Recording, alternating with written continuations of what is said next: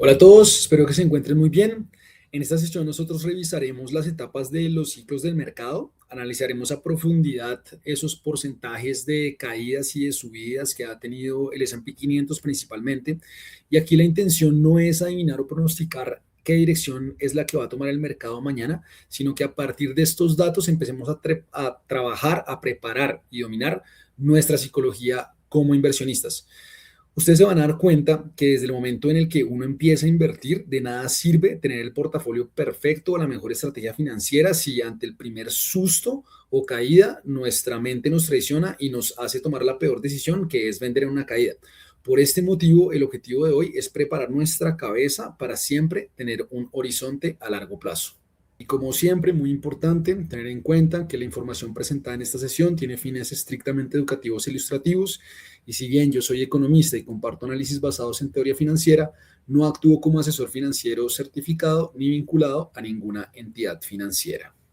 Y así como Bad Bunny dice que la vida es un ciclo, los mercados también lo son.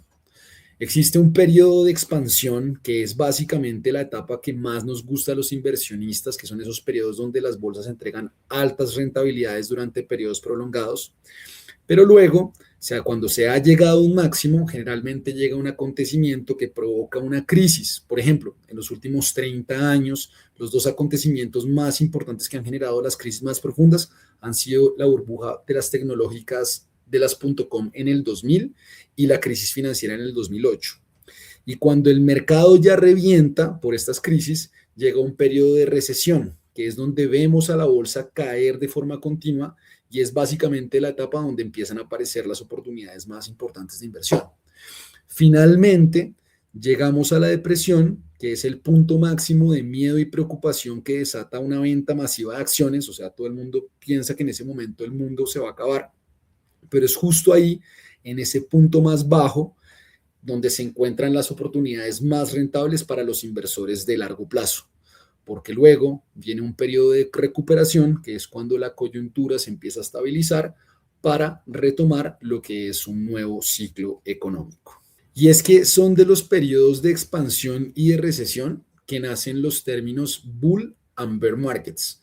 En Nueva York, muy cerca de Wall Street, está esta escultura de un toro de bronce que simboliza a los bull markets, que corresponde al mercado alcista, donde hay muchísimo optimismo financiero y se presentan las subidas de las acciones y la confianza generalizada de la economía. Mientras que en los bear markets, básicamente, son los periodos donde sucede todo lo contrario y lo van a ver muy claro en la próxima diapositiva.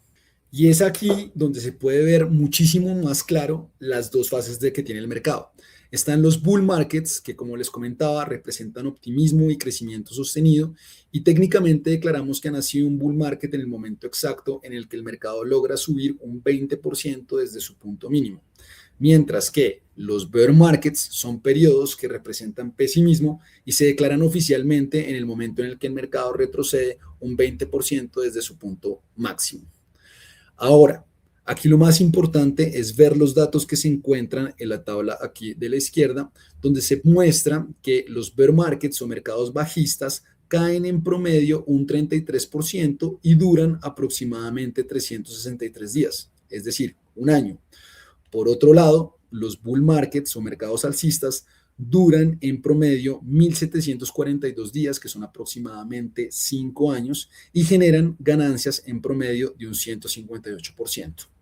Ahora, si se fijan en el gráfico que muestra la historia del S&P 500 desde 1950 hasta la fecha, en rojo están los bear markets, que están gatillados por burbujas tecnológicas, crisis financiera, pandemias o guerras, y en azul nosotros podemos ver los bull markets, que son básicamente los periodos donde los inversores construyen riqueza, y aquí se puede ver claramente cómo los periodos de construcción de riqueza son mucho más largos que los periodos de crisis o recesión.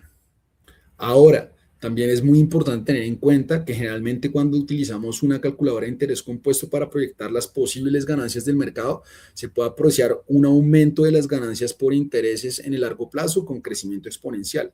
Sin embargo, La realidad es que el mercado no es lineal y se comporta más de esta forma con años de subida y años de bajada. Se puede ver mucho más claro en este reporte de JP Morgan, donde lo que hacen en este gráfico es mostrar en barras grises los retornos anuales que ha tenido el S&P 500 y en rojo están las caídas dentro del mismo año que presentó el mercado.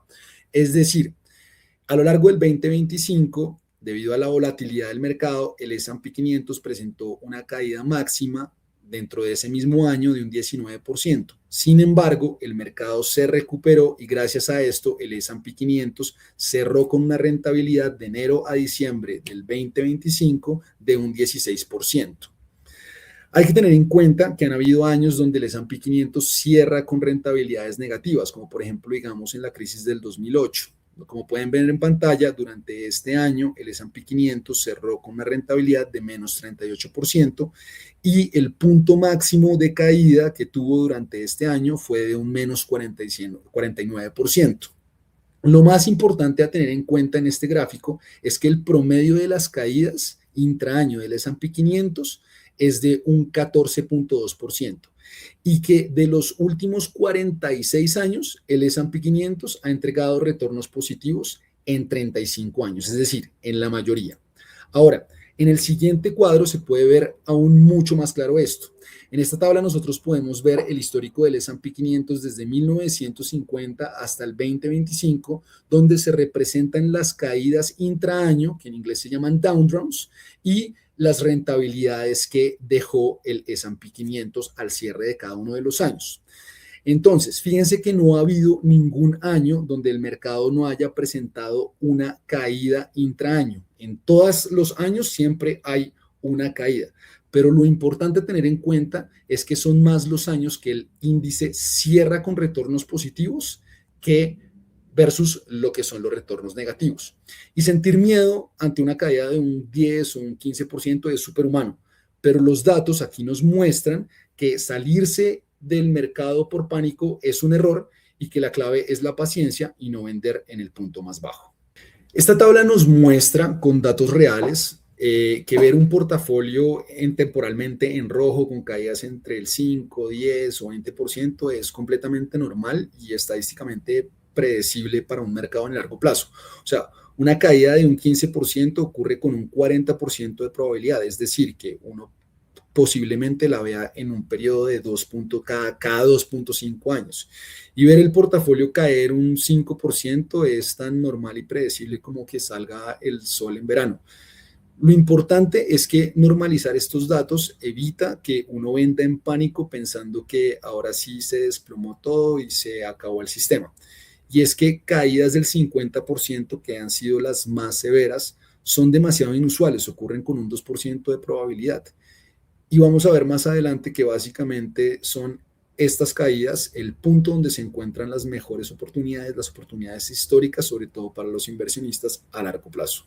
Bueno, y es muy difícil conseguir la data sobre caídas históricas de los mercados fuera de Estados Unidos. Sin embargo, en esta tabla ustedes pueden ver que los mercados emergentes, en este caso se muestra las caídas intraaño de China.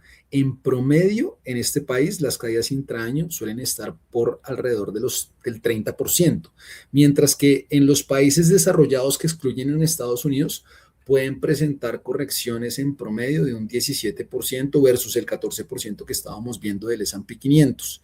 Y esta diferencia se da principalmente por una parte por los tamaños de la bolsa de cada mercado. Recordemos que Estados Unidos es el mercado de bolsa más grande y es 6 veces más grande que el mercado de bolsa chino y aproximadamente el doble que la suma de los países desarrollados que excluyen a Estados Unidos. Esto hace que, pues obviamente, Estados Unidos tenga una volatilidad menor.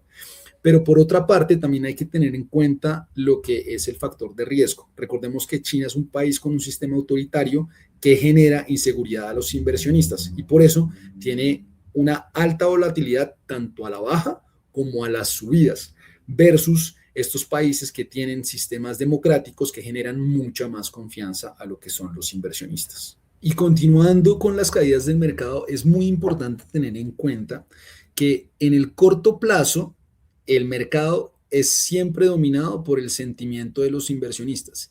Y a medida que se toma un periodo más largo, lo que mantiene los mercados al alza en el largo plazo son los earnings o las utilidades de las empresas.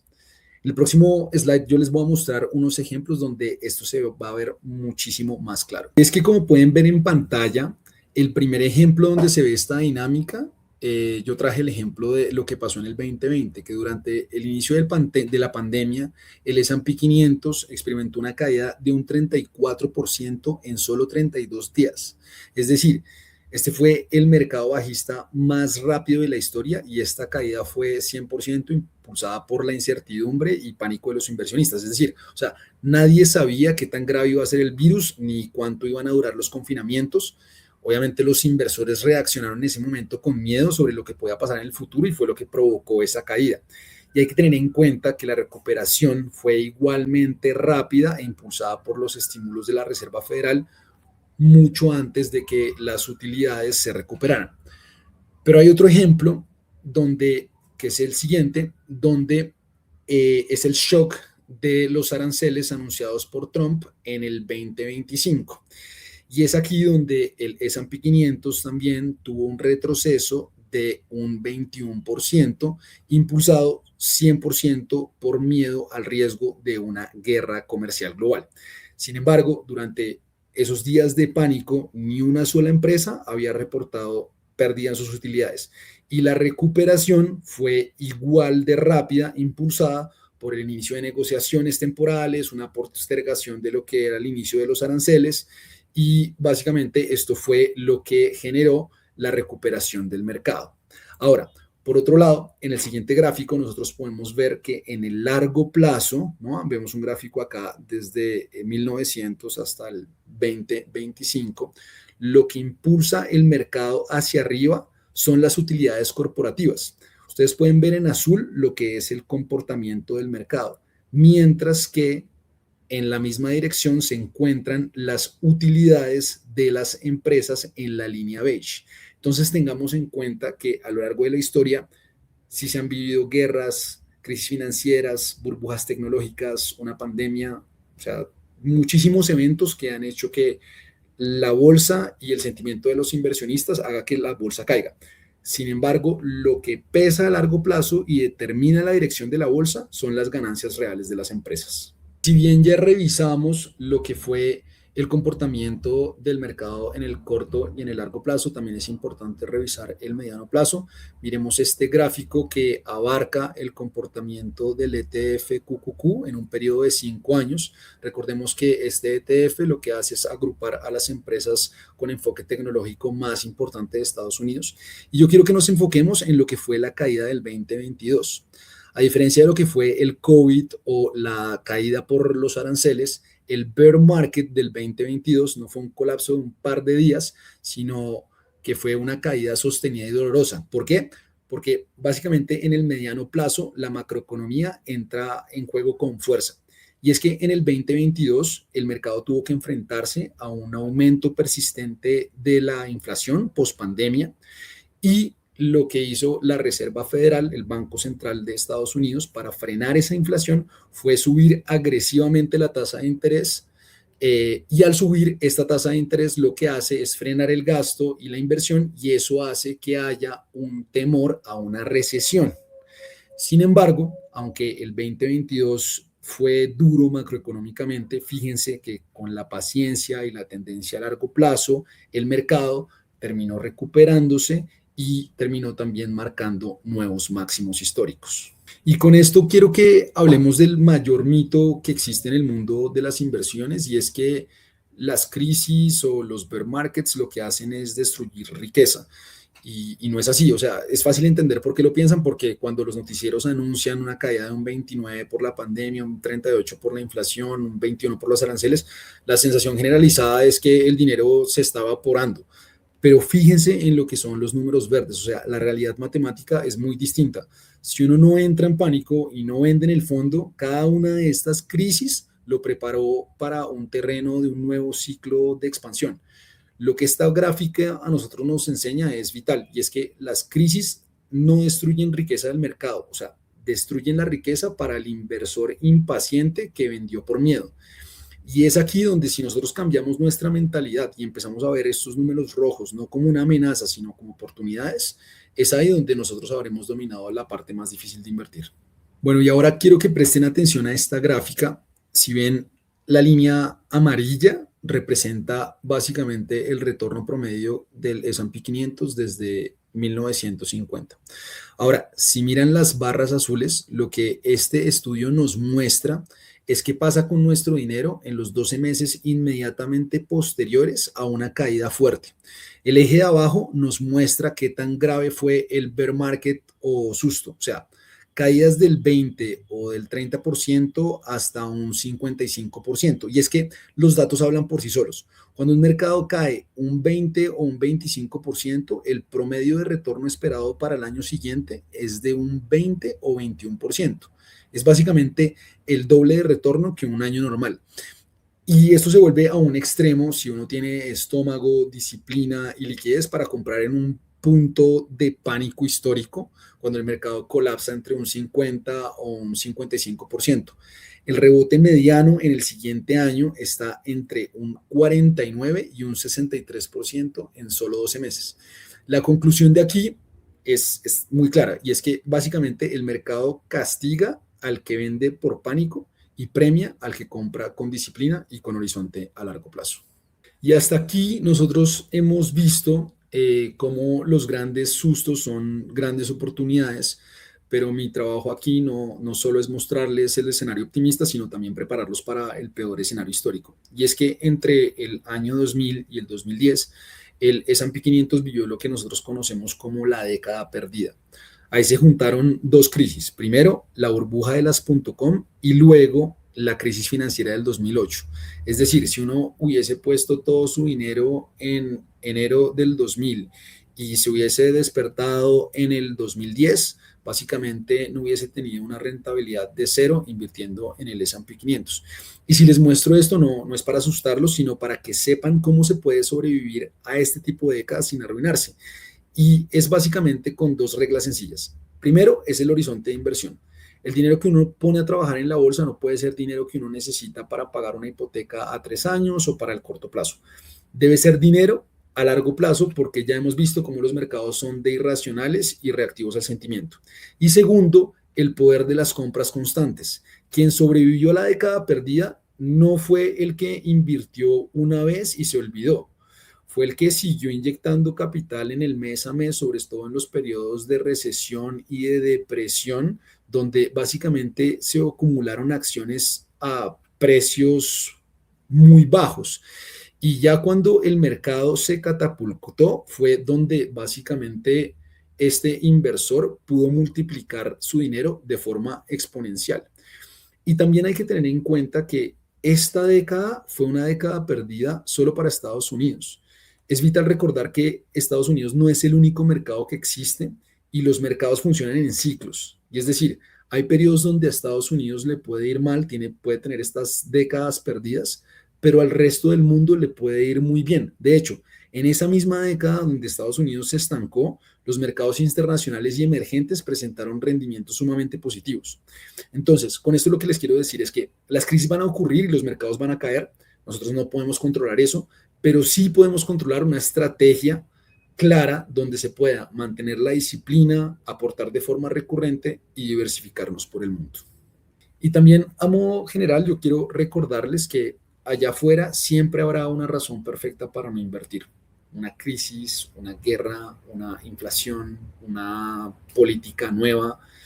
Y tampoco se trata de adivinar el momento exacto para empezar a invertir. O sea, recordemos que el mundo es incierto y los mercados son irracionales, así que es muy difícil saber el momento exacto de una recesión o una depresión.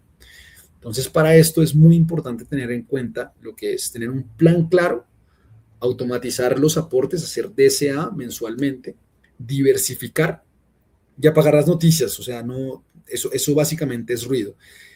Teniendo estas reglas claras y una visión a largo plazo es básicamente lo que ustedes les van a entregar las herramientas para poder generar los retornos que uno espera de las inversiones en renta variable. Esto es todo por aquí. Gracias si llegaron hasta acá. Muchas gracias.